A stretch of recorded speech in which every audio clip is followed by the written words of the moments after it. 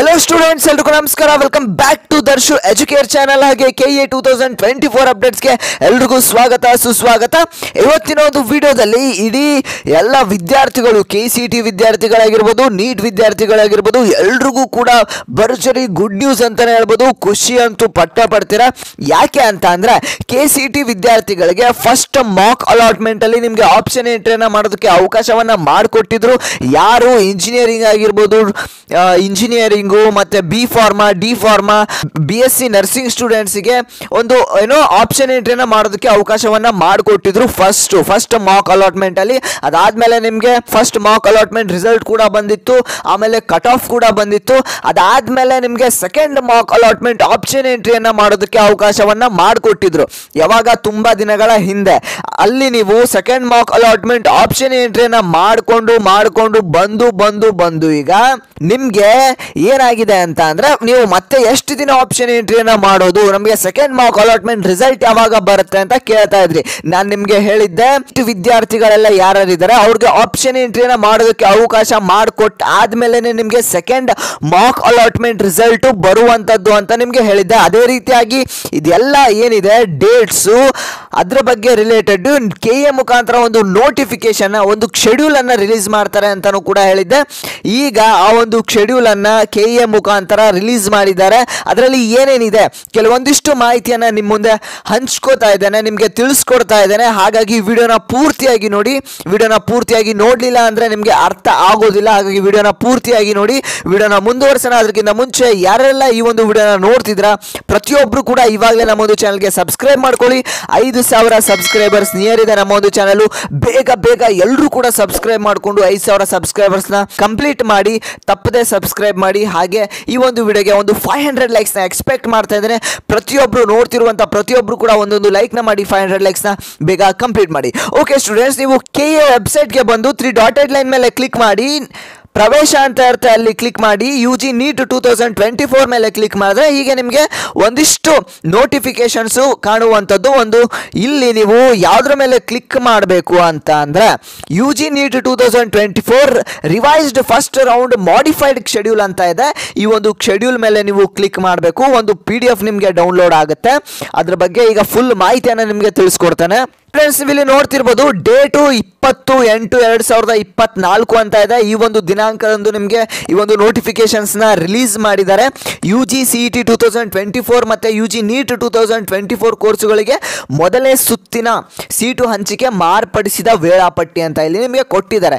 ಇಲ್ಲಿ UG CET 2024 ಕೋರ್ಸುಗಳಿಗೆ ದಿನಾಂಕ 10/8/2024 ರಂದು ಮೊದಲನೇ ಅಣುಕು ಸೀಟು ಹಂಚಿಕೆಯ ಫಲಿತಾಂಶವನ್ನು ಈಗಾಗಲೇ ಪ್ರಕಟಿಸಲಾಗಿದ್ದು ಅಭ್ಯರ್ಥಿಗಳು ಇಚ್ಛೆ ಆಯ್ಕೆಗಳನ್ನು ಮರು ಕ್ರಮಾಂಕಗೊಳಿಸುತ್ತಿದ್ದಾರೆ, ಹೊಸದಾಗಿ ನಮೂದಿಸುತ್ತಿದ್ದಾರೆ।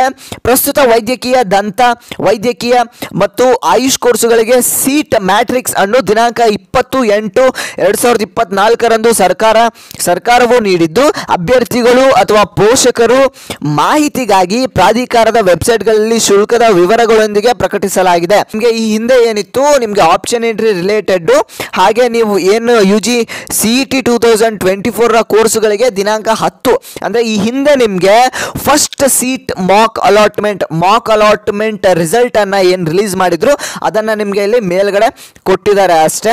ಹಾಗೆ ನೀವಿಲ್ಲಿ ನೋಡ್ತಿರ್ಬೋದು ಕೆಳಗಡೆ ಬಂದ್ರಿ ಅಂತ ಅಂದ್ರೆ ನೀವು ಸೆಕೆಂಡ್ ಮಾಕ್ ಅಲಾಟ್ಮೆಂಟ್ ರಿಸಲ್ಟ್ ಯಾವಾಗ ಬರುತ್ತೆ ಅಂತ ಕೇಳ್ತಾ ಇದ್ರಿ, ಹೌದಾ? ಇಲ್ಲಿ ನಿಮಗೆ ಎಲ್ಲ ಒಂದು ಮಾಹಿತಿ ಸಿಗುವಂಥದ್ದು ಕ್ಲಿಯರ್ ಆಗಿ ನೋಡಿ।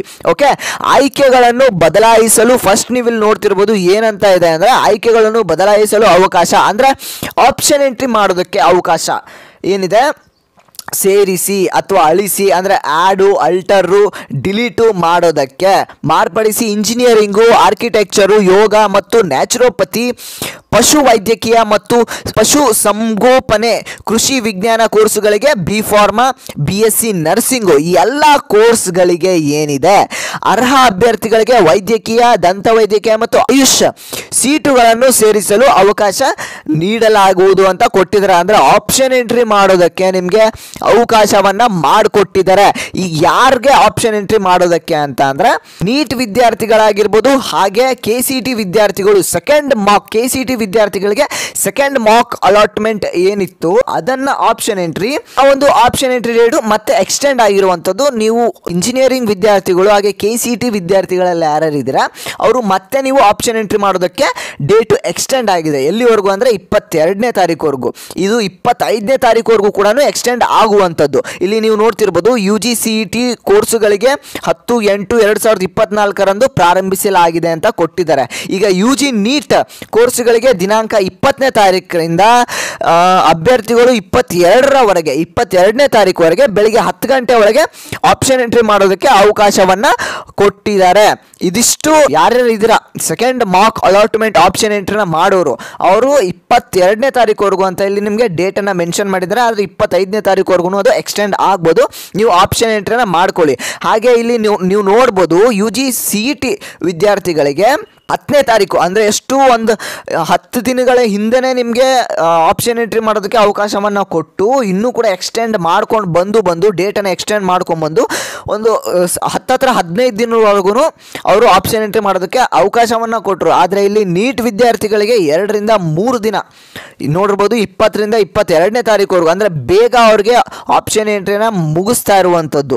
ಅವ್ರಿಗೆ ಬೇಗ ಮುಗಿಸ್ತಾ ಇದ್ದಾರೆ, ನಿಮಗೆ ಸ್ವಲ್ಪ ಡಿಲೇ ಮಾಡಿದ್ರು ಅಂತಲೇ ಹೇಳ್ಬೋದು. ಈಗ ನೀವು 22ನೇ ತಾರೀಕುವರೆಗೂ ಆಪ್ಷನ್ ಎಂಟ್ರಿನ ಮಾಡಿದ್ರೆ, ಆದರೆ ನೆಕ್ಸ್ಟ್ ಏನಿದೆ ಅಂತಂದರೆ 2ನೇ ಅಣುಕು ಸೀಟು ಹಂಚಿಕೆಯ ಫಲಿತಾಂಶ ವೈದ್ಯಕೀಯ ಮತ್ತು ದಂತವೈದ್ಯಕೀಯ ಮತ್ತು ಆಯುಷ್ ಸೀಟುಗಳು ಸೇರಿದಂತೆ ನಿಮಗೆ ಸೆಕೆಂಡ್ ಮಾಕ್ ಅಲಾಟ್ಮೆಂಟ್ ರಿಸಲ್ಟ್ ಏನಿದೆ ಅದು 25ನೇ ತಾರೀಕು 8ನೇ ತಿಂಗಳು ರಾತ್ರಿ 8 ಗಂಟೆ ನಂತರ ಬರುತ್ತೆ ಅಂತ ಇಲ್ಲಿ ನಿಮಗೆ ಹೇಳಿದ್ದಾರೆ. ಇದು ಸೆಕೆಂಡ್ ಮಾಕ್ ಅಲಾಟ್ಮೆಂಟ್ ರಿಸಲ್ಟಿನ ಮಾಹಿತಿ ಆಗಿರುತ್ತೆ. ನೆಕ್ಸ್ಟ್ ಏನಿದೆ, ಆಯ್ಕೆಗಳನ್ನು ಬದಲಾಯಿಸಲು ಅವಕಾಶ. ನೀವು ಆಯ್ಕೆ ಅಂದರೆ ನೀವು ಏನಿದೆ ಸೆಕೆಂಡ್ ಮಾಕ್ ಅಲಾಟ್ಮೆಂಟ್ ರಿಸಲ್ಟ್ ಬಂದಾದಮೇಲೆ ಇದು ನಿಮಗೆ ಲಾಸ್ಟ್ ಆಪ್ಷನ್ ಎಂಟ್ರಿ ಅಂತಲೇ ಹೇಳ್ಬೋದು. ಇದು ಲಾಸ್ಟ್ ಮತ್ತೆ ನೀವು ಆಪ್ಷನ್ ಎಂಟ್ರಿನ ಮಾಡೋದಕ್ಕೆ ಆಗೋದಿಲ್ಲ. ಯಾಕೆ ಅಂತಂದರೆ ಫಸ್ಟ್ ರೌಂಡ್ ಮುಗಿದಾದ್ಮೇಲೆ ನಿಮಗೆ ಫೈನಲ್ ಆಗಿ ಫಸ್ಟ್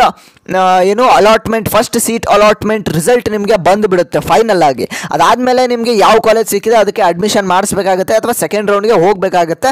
ಫಸ್ಟ್ ರೌಂಡ್ ಬಂದಾದಮೇಲೆ ನಿಮಗೆ ಚಾಯ್ಸ್ ಎಂಟ್ರಿ ಅಂತ ಎಲ್ಲ ಇರುತ್ತೆ. ಅದ್ರ ಬಗ್ಗೆ ನಿಮಗೆ ವಿಡಿಯೋ ಮಾಡಿ ತಿಳಿಸ್ಕೊಡ್ತೀನಿ. ಈಗ ನಿಮ್ಗೆ ಏನಿದೆ ಅಂತಂದರೆ 25ನೇ ತಾರೀಕು ಆದಮೇಲೆ ನೀವು ಮತ್ತೆ ಆಪ್ಷನ್ ಎಂಟ್ರಿನ ಮಾಡಬೇಕಾಗತ್ತೆ. 25ರಿಂದ 27ನೇ ತಾರೀಕುವರೆಗೂ ಬೆಳಿಗ್ಗೆ 11 ಗಂಟೆವರೆಗೂ ನೀವು ಆಪ್ಷನ್ ಎಂಟ್ರಿನ ಮಾಡಬೇಕಾಗತ್ತೆ. ಆಯ್ಕೆಗಳನ್ನು ಬದಲಾಯಿಸಿ, ಅವಕಾಶ ಸೇರಿಸಿ, ಅಳಿಸಿ, ಬದಲಾಯಿಸಿ ಅಂತ ಎಲ್ಲ ಕೊಟ್ಟಿದ್ದಾರೆ. ಇಂಜಿನಿಯರಿಂಗು, ಆರ್ಕಿಟೆಕ್ಚರ್, ಯೋಗ ಮತ್ತು ನ್ಯಾಚುರೋಪತಿ, ಪಶು ವೈದ್ಯಕೀಯ ಮತ್ತು ಪಶು ಸಂಗೋಪನೆ, ಕೃಷಿ ವಿಜ್ಞಾನ ಕೋರ್ಸುಗಳಿಗೆ ಬಿ ಫಾರ್ಮಾ, BSc ನರ್ಸಿಂಗು, ವೈದ್ಯಕೀಯ, ದಂತವೈದ್ಯಕೀಯ ಮತ್ತು ಆಯುಷ್. ಫಸ್ಟ್ ಏನಿತ್ತು ಅಂತ ಅಂದರೆ UGCET ವಿದ್ಯಾರ್ಥಿಗಳಿಗೆ ಅಷ್ಟೇ ಆಪ್ಷನ್ ಎಂಟ್ರಿ ಮಾಡೋದಕ್ಕೆ ಅವಕಾಶವನ್ನು ಮಾಡಿಕೊಟ್ಟಿದ್ರು. ಈಗ ಏನಿದೆ ವೈದ್ಯಕೀಯ ಅಂದರೆ dental, medical, AYUSH, B pharma, D pharma, BSc nursing, engineering ಎಲ್ಲ ಕೋರ್ಸುಗಳಿಗೆ ಸೇರಿಸಿ ಆಪ್ಷನ್ ಎಂಟ್ರಿನ ನೀವು ಮಾಡ್ಕೋಬೋದು. 25ರಿಂದ 27ನೇ ತಾರೀಕುವರೆಗೂ ನಿಮಗೆ ಅವಕಾಶವನ್ನು ಮಾಡಿಕೊಟ್ಟಿದ್ದಾರೆ ಬೆಳಿಗ್ಗೆ 11 ಗಂಟೆವರೆಗೂ. ಎಲ್ಲ ಕೋರ್ಸ್ಗಳಿಗೆ ಯಾವ ಕೋರ್ಸು ಬಿಟ್ಟಿಲ್ಲ ಇಲ್ಲಿ. ಎಲ್ಲ ಕೋರ್ಸ್ ಮಾಡುವಂಥವ್ರು ಆಪ್ಷನ್ ಎಂಟ್ರಿನ ಮಾಡ್ಕೋಬೋದು ಈ ಒಂದು ಡೇಟಲ್ಲಿ. ಅದಾದಮೇಲೆ ನಿಮಗೆ ನೆಕ್ಸ್ಟ್ ಪ್ರೊಸೆಸ್ ಏನಿದೆ ಅಂತಂದರೆ ಮೊದಲನೇ ಸುತ್ತಿನ ನೈಜ ಸೀಟು ಹಂಚಿಕೆಯ ಫಲಿತಾಂಶ ಪ್ರಕಟಣೆ ಅಂತ ಇದೆ. ಏನು ಅಂತ ಅಂದರೆ ಮೊದಲನೇ ಸುತ್ತು ಅಂದರೆ ಫಸ್ಟ್ ರೌಂಡ್ ಸೀಟ್ ಅಲಾಟ್ಮೆಂಟ್ ಏನಿದೆ ಫೈನಲ್ ಆಗಿ ನಿಮಗೆ ಒಂದು ಕಾಲೇಜು ಸಿಗುವಂಥದ್ದು ಅದು ನಿಮಗೆ 1ನೇ ತಾರೀಕು ಸೆಪ್ಟೆಂಬರ್ 1ನೇ ತಾರೀಕು ನಿಮಗೆ ಸಿಗುವಂಥದ್ದು. ಸೆಪ್ಟೆಂಬರ್ 1 ಸಂಜೆ 6ರ ನಂತರ ನಿಮಗೆ ಒಂದು ನೋಟಿಫಿಕೇಶನ್ ಬರುತ್ತೆ. ಏನು ಅಂತ ಅಂದರೆ first round seat allotment result ನಿಮಗೆ ಅಲ್ಲಿ ಬಂದಿರುತ್ತೆ.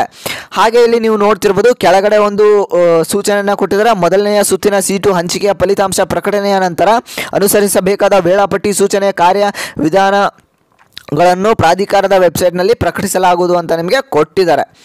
ಹಾಗೆ ಇನ್ನೊಂದು ವೈದ್ಯಕೀಯ ಅಂದರೆ ನೀಟ್ ವಿದ್ಯಾರ್ಥಿಗಳಿಗೆ ಇನ್ನೊಂದು ಏನಂತ ಕೊಟ್ಟಿದ್ದಾರೆ ಅಂತಂದರೆ ವೈದ್ಯಕೀಯ ಮತ್ತು ದಂತವೈದ್ಯಕೀಯ ಸೀಟುಗಳಿಗೆ ಸೂಚನೆಗಳು ಅಂತ ಕೆಳಗಡೆ ಕೊಟ್ಟಿದ್ದಾರೆ.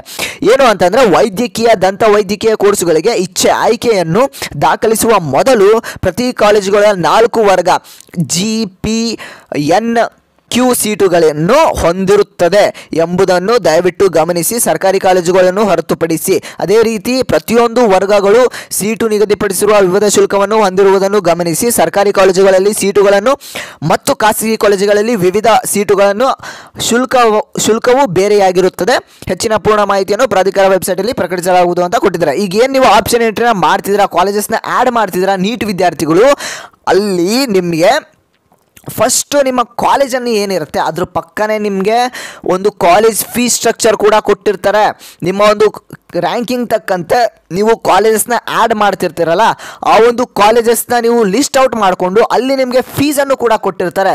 ಎಷ್ಟು ಲಕ್ಷ ಆಗ್ಬೋದು ಅಥವಾ ಎಷ್ಟು ಸಾವಿರ ಆಗ್ಬೋದು ಅಂತ ನಿಮಗೆ ಒಂದು ಅಮೌಂಟನ್ನು ಕೊಟ್ಟಿರ್ತಾರೆ. ಆ ಒಂದು ಅಮೌಂಟನ್ನು ನೋಡಿಕೊಂಡು ನೀವು ಕಾಲೇಜಸ್ನ ಆ್ಯಡ್ ಮಾಡ್ಕೋಬೋದು ಅಂತ ಇಲ್ಲಿ ನಿಮಗೆ ಕ್ಲಿಯರ್ ಕಟ್ಟಾಗಿ ಮೆನ್ಷನ್ ಮಾಡಿದ್ದಾರೆ. ಗೌರ್ಮೆಂಟ್ ಕಾಲೇಜಸ್ ಆಗಿರ್ಬೋದು ಅಥವಾ ಪ್ರೈವೇಟ್ ಕಾಲೇಜಸ್ ಆಗಿರ್ಬೋದು ಅಥವಾ ಬೇರೆ ಬೇರೆ ರೀತಿಯಾದಂಥ ಒಂದು ಕಾಲೇಜಸ್ಗಳಿಗೆ ಒಂದು ಫೀಸ್ ಸ್ಟ್ರಕ್ಚರನ್ನು ನಿಮಗೆ ಕೊಟ್ಟಿರ್ತಾರೆ. ಆ ಒಂದು ಫೀಸ್ ಸ್ಟ್ರಕ್ಚರನ್ನು ನೋಡಿಕೊಂಡು ನೀವು ಆಪ್ಷನ್ ಎಂಟ್ರಿನ ಮಾಡ್ಬೋದು. ಇದಿಷ್ಟು ಇವತ್ತಿನ ಒಂದು ಮಾಹಿತಿ ಆಗಿರುತ್ತೆ. ನಿಮ್ಗೆ ಏನೇ ಡೌಟ್ ಇದ್ರೂ ಕೂಡ ನನಗೆ ಇನ್ಸ್ಟಾಗ್ರಾಮಲ್ಲಿ ಕಮೆಂಟ್ ಮಾಡಿ ಅಥವಾ ನೀವು ಟೆಲಿಗ್ರಾಮ್ ಚಾನಲ್ ಜಾಯ್ನ್ ಆಗಿ, ಅಲ್ಲೂ ಕೂಡ ನಿಮಗೆ ಅಪ್ಡೇಟ್ಸನ್ನು ತಿಳಿಸ್ತಾ ಇರ್ತಾನೆ. ಹಾಗೆ ಯಾರು ಚಾನಲ್ಗೆ ಸಬ್ಸ್ಕ್ರೈಬ್ ಮಾಡ್ಕೊಂಡಿಲ್ಲ ಇವಾಗಲೇ ಚಾನಲ್ಗೆ ಸಬ್ಸ್ಕ್ರೈಬ್ ಮಾಡ್ಕೊಳ್ಳಿ.